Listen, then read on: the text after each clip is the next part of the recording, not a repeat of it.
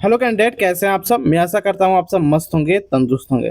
जब से आप लोगों ने बिहार दरोगा मेंस का एग्जाम दिया है तभी से आप लोग कहीं ना कहीं यह लेकर चिंतित हो कि इस बार कट ऑफ क्या रहेगी, हमें फिजिकल की तैयारी शुरू करनी चाहिए या नहीं शुरू करनी चाहिए।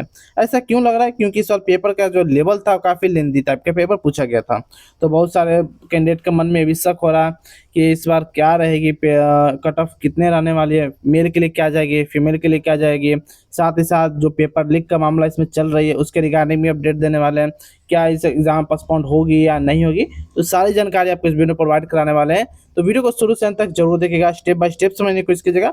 अगर चैनल पहले बार विजिट किए तो चैनल को आप सब्सक्राइब कर सकते हो, बेल आइकन दबा सकते हो। सबसे पहले बात कर लेते हैं टोटल वैकेंसी को लेकर। एक एक करके सारी जानकारी आपको प्रोवाइड कराने वाले हैं, पेपर लीक से लेकर कट ऑफ फाइनलाइज की सारी जानकारी आपको इस वीडियो में प्रोवाइड कराएंगे।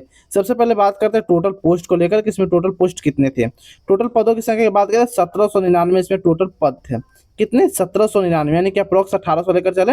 हम 1800 पाए कट ऑफ फाइनलाइज करने वाले हैं। ठीक है, टोटल पोस्टों की संख्या 1799 थी। बात किया जाए कि मेंस में कितने कैंडिडेट बैठे थे, सबसे ज़्यादा इंपॉर्टेंट यही सवाल है कि मेंस में आखिर कितने कैंडिडेट बैठे थे। तो मेंस में बैठे हुए कैंडिडेट की संख्या लगभग 30,000 है।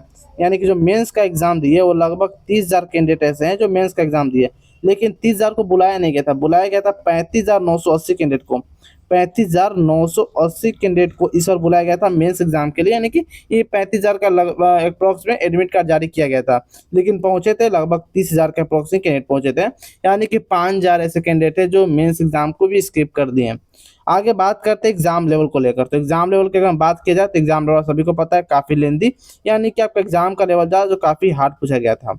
चलिए, ये सारी जानकारी आपको समझ में आ चुकी होगी। बात करेंगे अगर पोस्ट ब्रेकअप को लेकर कि कितने पोस्ट में थे। तो यूआर की अगर हम बात करेंगे यूआर के लिए तो 850 यूआर में थी। वहीं बात किया जाए ओबीसी कैटेगरी में तो ओबीसी में लगभग 273 थे। देखिए, यह डाटा मैं इसलिए आपको बता रहा हूँ ताकि हमें यूआर ओबीसी एससी एसटी सारे का हमको पता चल जाएगा कितने किस में पोस्ट है, उसी हिसाब से हम कट ऑफ एनालाइज करके आपको प्रूव भी करने वाले हैं। बात करेंगे एससी कैटेगरी वालों के लिए तो 210 थी। ईडब्ल्यूएस में बात किया जाए तो 180 के जो सीटें हैं। पिछड़ा वर्ग की महिलाओं के लिए तो 42, एसटी के लिए बात करें तो 15, और ट्रांसजेंडर की अगर बात करेंगे तो टोटल 17 वैकेंसी निकाली गई थी। आई होप ये भी आपको समझ में आ चुकी होगी। नेक्स्ट बात कर लेते हैं जो इसके एग्जाम पैटर्न को लेकर, किस बार एग्जाम पैटर्न आपको क्या देखने को मिली थी। जहां तक हम बात करें एग्जाम पैटर्न को लेकर किस बार एग्जाम पैटर्न, तो पेपर 1 और पेपर 2 दो वो आपका पेपर लिया गया था इस मेंस एग्जाम में, जो कि 100 प्रश्न के थे। 200 अंक के इसमें पेपर थे, जो कि 2 घंटे आपको दोनों में समय मिले हुए थे। निगेटिव मार्किंग 0.2 का इसमें निगेटिव मार्किंग होने के कारण बहुत सारे कैंडिडेट हैं सोच समझ कर अपना जो भी टिक आउट किए हैं क्वेश्चन आंसर। वहीं बात किया जाए कट ऑफ को लेकर तो कट ऑफ इसमें आपको सबसे बात की जाए फाइनल में लिस्ट बनती है, उसमें आपको 200 अंकों के आधार पर बनती है, यानी किसका नंबर जुड़ते हैं तो किसका नहीं जुड़ते हैं। तो हिंदी का जो नंबर है वो नहीं जुड़ते हैं, यानी कि जो आपका फाइनल कट ऑफ बनने वाली रहेगी वह बनेगी किससे, तो सामान्य अध्ययन यानी कि जीके जिसका जो पेपर 2 आपका पूछा गया था उसके आधार पर आपकी जो फाइनल मेरिट तैयार होने वाली है। बाकी प्री का नंबर नहीं जुटेगी, इसमें आपका फिजिकल का नंबर नहीं जुटेगी। जुटेगी तो जुटेगी मेंस का, वो भी सिर्फ पेपर 2 का आपका जुटने वाली है। ठीक है, आगे बात करेंगे इसमें कम से कम आपको कितना नंबर लाना आवश्यक है, क्योंकि ये भी इंपॉर्टेंट है कि आवश्यक कितना नंबर लाना है। तो कम से कम अगर आप हिंदी की बात करें तो हिंदी आपका क्वालिफाइंग नेचर का है, इसमें कोई ऐसा नंबर का कट ऑफ का तामझाम नहीं है, सिर्फ आपको क्वालिफाई करना है। तो क्वालिफाई करने के लिए लगभग आपको 30% कम से कम आपको नंबर लाना आवश्यक है। अगर 30% से अगर आप कम नंबर लाते हो तो आप पहले ही डिस्क्वालीफाई हो जाओगे। आप सभी को पता है कि आगे आपके साथ क्या किया जाएगा। आगे बात करते हैं फिजिकल के रिगार्डिंग कि फिजिकल क्या होने वाली है। अगर सभी कुछ होगा तो फिजिकल के बारे में आपको जानकारी होनी चाहिए कि फिजिकल इस बार क्या रहेगी, फिजिकल में क्या क्या होती है। सबसे पहले बात किया जाए मापदंड यानी पीएसटी जिसे हम बोलते हैं फिजिकल स्टैंडर्ड टेस्ट। ठीक है, इसके रिगार्डिंग बात की जाएगा आप ओबीसी एससी ओबीसी और यूआर से अगर आप मेल हो तो बात करेंगे 165 सेंटीमीटर आपका हाइट होना चाहिए, यानी 165 सेंटीमीटर आपका हाइट होना चाहिए। ईबीसी एससी एसटी वर्ग के अगर आप मेल हो तो 160 सेंटीमीटर आपका हाइट होना चाहिए। वहीं बात किया जाए सभी वर्ग के महिलाओं के लिए, चाहे वो ओबीसी हो, यूआर हो, एससी हो, एसटी हो, आप किसी भी कैटेगरी से क्यों ना बिलोंग करें, सिर्फ आप महिला हो तो आपको 155 सेंटीमीटर हाइट होना आवश्यक हो जाती है। चलिए आगे बात करते हैं चेस्ट को लेकर। तो सबसे पहले सामान्य ओबीसी ईबीसी वर्ग के लिए देखिए आपको 81 यानी कि 81 से लेकर 86 सेंटीमीटर तक आपका चेस्ट होना आवश्यक है। वहीं बात किया जाए वजन को लेकर तो वजन की हम बात किया है तो 48 किलो का आपका वजन होना चाहिए। तो आपको कम से कम 48 केजी, यानी कि सिर्फ महिलाओं के लिए क्राइटेरिया फुलफिल करनी है और चेस्ट सिर्फ पुरुषों के लिए क्राइटेरिया फुलफिल करनी है। बाकी कोई और बाकी इन दोनों के लिए, जैसे कि वेट के लिए पुरुष में किसी प्रकार से कोई जिम्मेवार नहीं होंगे और चेस्ट के लिए किसी प्रकार से महिलाएं जिम्मेवार नहीं होंगी। पेट यानी कि अब बात करते हैं फिजिकल स्टैंडर्ड टेस्ट को लेकर, तो फिजिकल स्टैंडर्ड टेस्ट में सबसे पहले आपकी रनिंग कराई जाती है। रनिंग में आपको 1 मील आपको यानी कि 1600 मीटर आपको दौड़नी होगी। कितने में, तो 6 मिनट 30 सेकंड में आपको 1600 मीटर की रनिंग करनी होगी।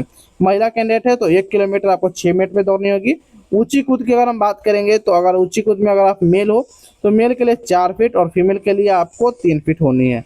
वहीं बात करेंगे लंबी कूद यानी कि लॉन्ग जंप के लिए, अगर आप मेल हो तो 12 फीट और फीमेल हो तो 9 फीट की होनी आवश्यक है। बात करेंगे गोला फेंक को लेकर, गोला फेंक में आपको क्या है कि शॉर्ट पुट में अगर हम बात करेंगे, और आप मेल कैंडिडेट हो तो 16 पाउंड का गोला कम से कम 16 फीट फेंकना होगा। और अगर आप महिला कैंडिडेट हो यानी कि फीमेल कैंडिडेट हो तो आपके लिए 12 पाउंड का गोला 10 फीट आपको फेंकना होगा। देखिए सारा कुछ आपको फिजिकल जितना सिर्फ क्वालिफाई नेचर का सिर्फ आपको क्वालिफाई करना है, एक्स्ट्रा कुछ इसमें तामझाम नहीं है। क्या इतना नंबर, इतना फेंकने पर इतना नंबर मिलेगा, इतना लॉन्ग जंप करने पर इतना नंबर मिलेगा, ऐसा कुछ नहीं है। क्योंकि आपका जो फॉर्मेट बनने वाला सिर्फ पेपर 2 के आधार पर ही बनेगी, एक्स्ट्रा कहीं से नहीं। आगे हम बात करते हैं डीवी और मेडिकल के रिगार्डिंग, जो काफ़ी इंपॉर्टेंट जाती है। डीवी में आपको नॉर्मल सभी आपका बेसिक डॉक्यूमेंट लेके जाना पड़ेगा। और बात की जाए मेडिकल को लेकर, जो सबसे इंपॉर्टेंट है, अपना प्री मेडिकल कहीं भी किसी भी सरकारी हॉस्पिटल में या प्राइवेट हॉस्पिटल में करा सकते हो। उसमें आपको पता होना चाहिए 6/6 का आपका आँख होना चाहिए विदाउट चश्मे का, या 6/9 को भी आपका चलेगा, तो सिर्फ आपका चश्मा लगा नहीं होना चाहिए। सुनने का क्षमता होना चाहिए, फ्लैट फुट और नो की जांच की जाती है। और बात किया जाए कलर ब्राइटनेस वगैरह आपको चेक की जाती है मेडिकल में, तो आप प्री मेडिकल सब कराकर अपना सारा कुछ चेक कर सकते हो। अब बात करते हैं जो फाइनल एक्सपेक्टेड कट ऑफ सब क्या रहेगी।